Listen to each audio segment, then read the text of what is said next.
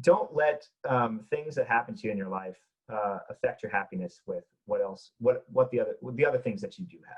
Like your life can be filled with so many things that are positive that if something is taken away from you that you love, don't be discouraged. Look to the other things that you have and focus on those. Great advice there from Jeff Wilson. Jeff is an accomplished runner. His best mile time is 4:11. That's booking. I ran track and cross country with Jeff in high school, known him for a long time. He shares some practical strategies on how to progress your mileage, on how to join that 5K, that 10K, that marathon. And if you are an aspiring runner, this is going to be a great episode for you. Jeff Wilson. It's the Health in the Real World podcast. It's time to start the show with Chris Janke as your host. Here to give you everything that you need when it comes to fitness strategies. We keep it simple and easy. It's your roadmap to get healthy. You don't need equipment and you don't need a gym. Just the right strategies to get you fit and Health in the Real World podcast brought to you by My Core Balance. These are the videos in my online program. Join My Core Balance for $15 a month and get 10% off when you enter the promo code podcast. Just go to www.mycorebalance.com. All right, ladies and gentlemen, excited to present Jeff Wilson. One of my high school buddies, Jeff Wilson. Jeff, thanks for joining us today. All right, good to be here. Jeff is a crazy good runner. In high school, I never saw his face. I was always looking at his back as he was running in front of me. And then Jeff used to coach runners, and we're actually going to talk about that today, kind of how to take, if you do want to run, how to go from wherever you are to maybe race ready. Jeff is an expert in that, and just go through some questions with that. So, and you've kind of transitioned. So we'll say that, you have your Keller Williams thing in the upper left corner of your screen. You are a real estate agent now. So we will maybe talk a little bit about that at the end and your transition and things like that. So this is cool. Let's get started with, I'd first want to start kind of general, like Jeff, in your opinion, what is one of the most important things that somebody can do to get healthy? To get healthy in general or for running purposes? Let's do both. Let's start with general and then we'll go specific. The most important thing is listening to your body, learning your body. And, as somebody who, I've been running since I was 5.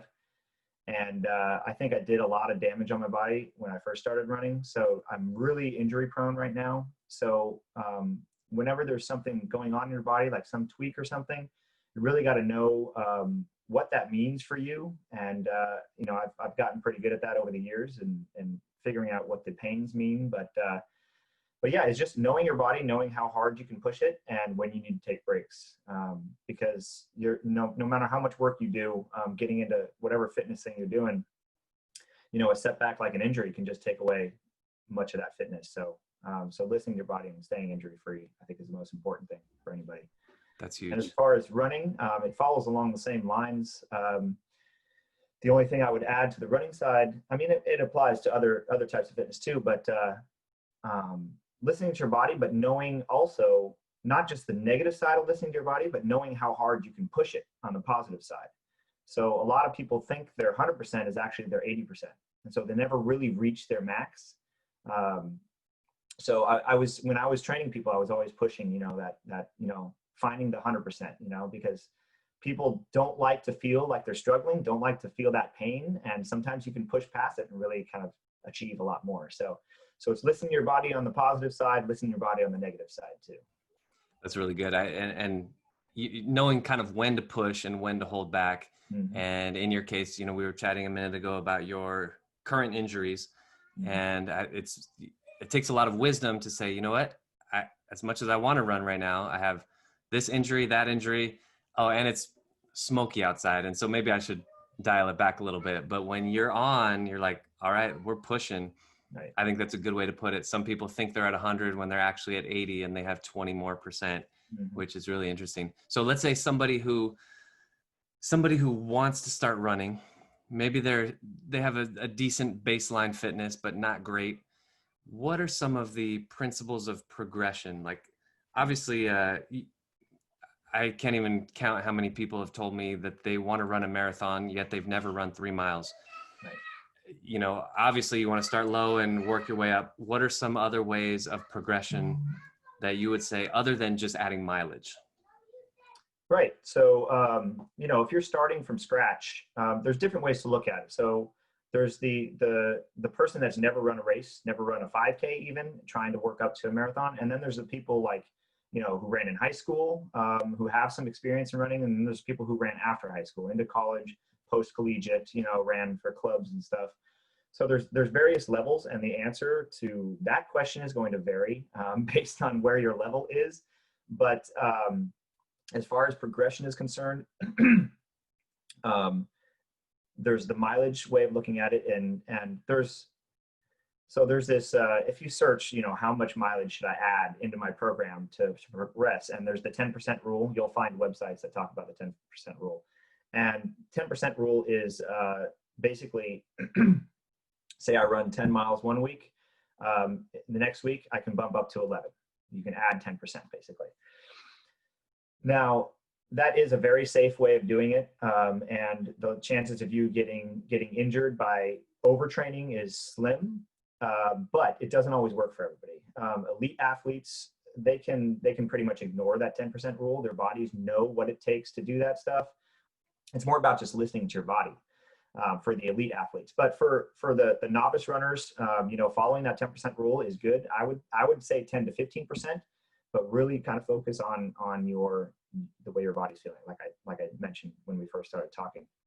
But that's just talking about the mileage. So if you're looking to progress yourself past where you've been before, say you've done like a 5K and you've run X time, you can do that time again probably by doing the same program you were doing before. But you won't really progress any better unless you change your program up and modify it to your increased experience and increased fitness. So you want to add things in like strength training.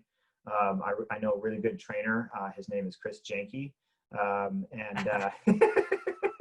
So you can talk to him about adding strength training into it. Thanks for the plug. I'll pay you later. Yeah. Okay, good. So yeah, adding strength training for injury prevention and for, progressing your times and your speed, strength training adds so much. It's not just increasing mileage, it's increasing all the other things you can do to prevent those injuries so you can stay fit. Yeah. Another great thing, like when we ran track and cross country, what I thought was really good and really helped me a lot was the track work that we did. I think we did it on Mondays. And, the weekly track work, and it was broken up into whatever, you're going to do 4 800s almost as fast as you can. And or you're going to do 2 miles, right? You're going to do 1 mile, rest, and then do 1 mile, rest. And that for me, I think really helped me because I got to up my speed. Mm-hmm. And then it's more of like the high intensity intervals as opposed to just dragging out the run. And I think that's something that I've recommended to novices or even complete beginners is pick a day every week or every other week to just kind of step it up a little bit, or barefoot running on the football field, stuff like that. Yeah. Tempo runs are great. Pushing yourself for a little bit harder than what you normally go out for your runs on, and doing those track workouts where you do a small fraction of what your overall distance is going to be at your race pace, at what your goal pace is going to be. And then upping that each week, how much you do, how often you do it. But when I was running in college, we were out at the track for track workouts 3 hours a day. And we weren't running that whole time, but we had so many other things that we were doing to strength train, basically. We did a lot of plyometric stuff, a lot of core stuff. We have a pull-up bar. We did a lot of pull-ups, which is weird for runners to do, but it's actually very helpful to work the upper body core.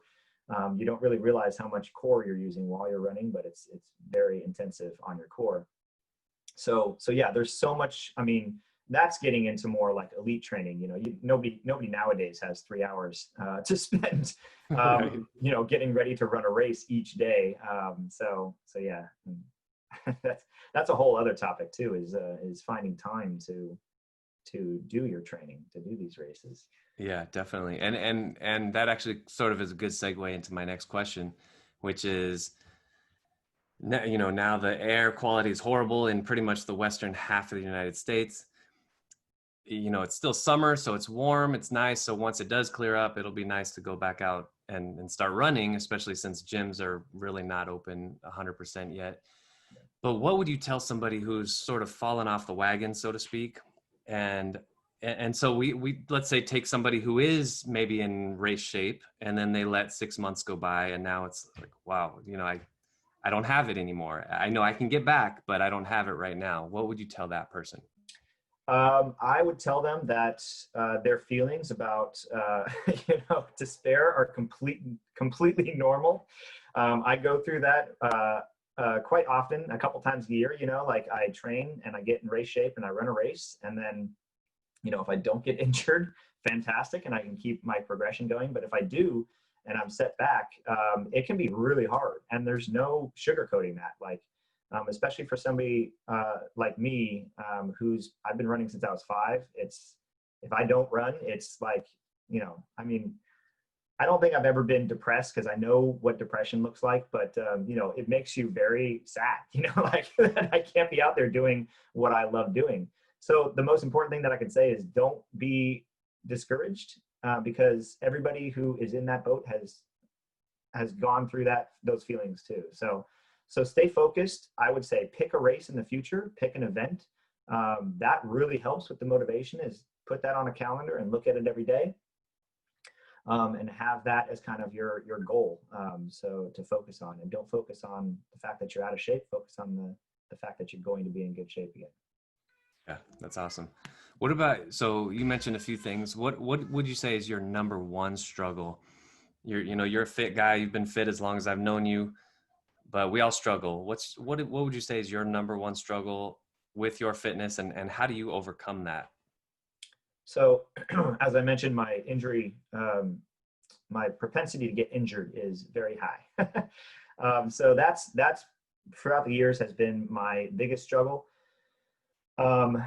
That being said, like, I'm not going to say that I'm perfect and the ideal, because there are certain things that I could do to prevent those injuries. And, I have my excuses, time gets away from me, work gets in the way. My 2 daughters, I wouldn't say they get in the way, because they're just a different focus for me, Right. Yeah. So the biggest thing for me is the fact that I get injured so easily. So, putting in the extra work to prevent those injuries, and getting through those injuries is kind of my biggest holdup, I guess, in my training. As far as getting past those injuries, you've mentioned resting, just taking it easy, taking a step back, and that what to do. And sometimes you don't do it, sometimes you do, but life gets in the way, as you say. But so another thing you can do is do what I did and marry a physical therapist. So perfect. That always helps. So yeah, my wife is a physical therapist, so I'm talking to her constantly about things I can do, and she is constantly on my back about not doing what she tells me to do. Nice. If you guys are interested in finding a physical therapist spouse, go to Jeff's website, which is physicaltherapymatchmaker.com. I wonder if that's an actual site. Let me look that up. Look it up real quick. They just got a free plug if it is a real site. So. Their rating soared. What? All of a sudden they get like 10,000, hits in a day. What, Jeff? Real quick, I should have mentioned this at the beginning. What was your best mile time when you're running my track? My best mile time was actually converted from a 1500 that I ran in college. It was about a 4:11 mile. Woo! Smoking. So yeah, that's awesome. That isn't even in my opinion, my most impressive time, but it's the one that most people can relate to is how fast you can run a mile. Yeah, it's kind of like the barometer exactly. baseline. What did you end up running? Were you telling me steeplechase in college, or you played around with that a little bit? Yeah, I was a steepler in college. Yeah. Yeah. How was that different? Because I would imagine that's, like you said, there's there's way more core in steeplechase and the upper body and all that. How was that? I'm sure it was fun too. It was a lot of fun. We used to say in college, so all the distance guys would train together, even the steeplechase guys and the 10K guys and the 5K guys. We'd vary our workouts a little bit based on our event, but for the most part, we run together. And there was a running joke that the steeplechase was fun and easy, which it definitely was not. I mean, for those watching that don't know what the steeplechase is in track and field, it's a long distance hurdle event, essentially. So if you think of like the horse's steeplechase, it's like that without the horse. There's even a water pit after one of the barriers and 5 barriers around the track. So yeah, it was rough. It was a tough race, but it was something that I was good at and relative to other people. And I don't know why really, because like I don't really have like much hops, but I think that my body was just, I got it to a point where it was efficient being a long distance hurdler, essentially. Right. Yeah. And what's the distance of that race? It's in college, it's 3,000 meters. Oh, wow. So that's almost 2 miles. Yeah. Yeah. Just under 2 miles, Okay. 218 meters short of 2 miles. Yeah. But if you remember in high school, I did that high school one where everybody was booing me because I was actually going for a good time. Do you remember that? Was that that was in Oregon, right? No, that was at West Valley. Okay. That was like one of the only places that they had the steeple in high school. And I actually qualified for junior nationals at that race. And so everybody's booing me as I'm running around, but then I win the race and they announced that I qualified for junior nationals, and everybody who was booing me came up and congratulated me. Oh, that's hilarious. You ended up going to Oregon track camp that one summer though, right? Did we go together? A couple times, yeah. Didn't we play around with steeplechase up there? Maybe not a race, but we were like messing around with training and stuff. Yeah, definitely. Super fun. That was a lot of fun. Yeah. Cool. Well, we're getting close to the end of the show, Jeff. I really, again, appreciate you being on. I'm going to end the show with this question. We're going a little bigger picture. Okay. So not just running, but now, you're a real estate agent. You've done other stuff. You've, graduated college, been successful with that. What would you tell somebody, let's say a university called you and said, Jeff, we want you to be the commencement speaker at our graduation this year. What are some of the messages that you tell the graduates in like a minute or two? And it can be, you can sort of weave fitness into it if you want, you don't have to, but just kind of big picture, what would you tell those graduates about life in general? Oh my gosh. That's like a loaded question. Jeez. So what I would say is prioritize your passions. So I have multiple passions in my life. I have, two are the main things that come to my mind. There's smaller ones, but family is it's the top of everything. Like I'll give up running the rest of my life for my girls. Like it definitely tops the list. So running and so family and running are my two passions. And when I say prioritize your passions, you got to realize that there are going to be times that you're going to come across, and there's going to be a choice you have to make between those two, between your passions. And if you choose one over the other, it's not a negative necessarily. And this is something that I struggle with too, still, and I have in the past, is, I'm so into running that, when something takes it away from me, then I start to get sad about things, and so, but you have to tell yourself, like, this is just another passion that I have. Don't let things that happen to you in your life affect your happiness with what the other things that you do have. Like your life can be filled with so many things that are positive that if something is taken away from you that you love, don't be discouraged. Look to the other things that you have and focus on those. That's kind of being put on the spot. That's the best I can come up with. Dude, that was awesome right there. That last sentence was awesome. That's going to be the hook that I pull people in with. All right. Cool. Well, Jeff, I really appreciate you taking time out of your day and joining us on the podcast. How can people get a hold of you if they're like, oh, I like Jeff, he seems cool and I want to work with him? Obviously you're not doing the running coaching anymore, but you are a real estate agent in the East Bay, San Francisco Bay Area. How can people get a hold of you for that? So I'm currently developing my website, my new website, because I just partnered with another agent. So I don't have a good website right now. But you can contact me 925-286-1827 or Jeff Wilson at kw.com. And if you'd like a realtor that's into running and talk running with, then I'm your guy. But yeah, I focus a lot in Contra Costa County. So nice. You can focus on getting them a purchase that's near all the running trails. Exactly, And yeah. And that's very important for me, actually. Whenever I'm looking at a house, I'm like, can't run from here. This isn't for me. Nice. Awesome. Cool. Thank you so much, Jeff, for joining. All right. Thank you, Chris. Nice seeing you. Nice talking to you. Thanks for listening to the Health in the Real World Show. Make sure to like and subscribe and comment down below. Visit mycorebalance.com to learn more.